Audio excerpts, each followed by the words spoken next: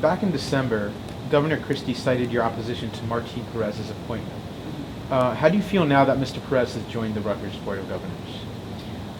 This governor has, I know there's a legal case going on that, and I haven't really weighed in on the merits of it. That's something for the court to decide, and this is an appointment that the governor made without the senatorial courtesy, and we'll see what the courts decide on that. You also said that you were against Senator Sweeney's bill to abolish the Rutgers Board of Trustees. Yes. Do you think that the governor is behind this effort? I have no idea. It doesn't matter to me. I really don't spend a second of time knowing what the governor's behind or not. But I will tell you what I am certain of. I think that I'm very concerned as a Rutgers alumna that this will so politicize. I don't see the need for it. I mean, if you look at the way other institutions are run, there are the ones that are so politicized, like I think will happen if it's purely governor's appointments on the Board of Governors.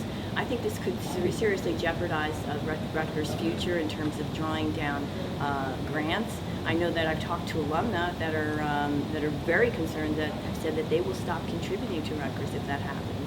I'm actually in the middle of writing something on it, and I'll be publishing. Hopefully, send it to you guys, and you'll publish it also. What is your position on in-state tuition equity for New Jersey's undocumented students? Well, as I said, I feel very strongly. I'm a sponsor of the bill, and when I was chair of the Budget Committee during the last governor, I insisted that the bill be posted. We voted it out of my committee, but it was never posted for a full vote before the Senate. We're hoping that we can get it out of the Senate, and the prospects don't look good. But I have to tell you, I feel very strongly. Like I said, if I didn't have affordable tuition, I wouldn't be here today. And every student should have that option. And so, and it's not only morally the right thing to do. If you need a fiscal reason to do it, it makes fiscal sense too, because we have 400,000 out of work. The middle class has shrunk in New Jersey. Poverty is up. And so I think we need to create the most opportunities to make sure that people have good jobs to grow the economy, and that would enhance that. So, in regards to, student debt rising in general, do you have any specific plans that would make, universities and colleges in New Jersey a bit more affordable? Yes, I do. A number of things. One, in terms of parents saving, I have a piece of legislation that would give parents upfront tax deductions for saving, to encourage them to save. This is something I had passed the legislature, governor vetoed. NJ Best, it's called.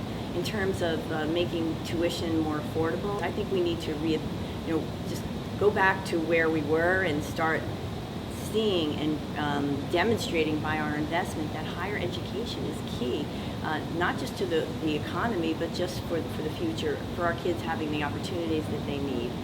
So I'd like to see a stable source of funding instead of every single year. I've been on the budget for a long time. I was budget chair, and every single year when we have diminishing revenues coming into the state, it seems as though higher education is always one of the first things to be cut, and I think it should be one of the last things to be cut. So I'd like to, what I tell people is I will be the education governor, the higher education, and just the education governor in general. And what that means is we need to get back to a point in New Jersey where our investment in education reflects that it is a top priority.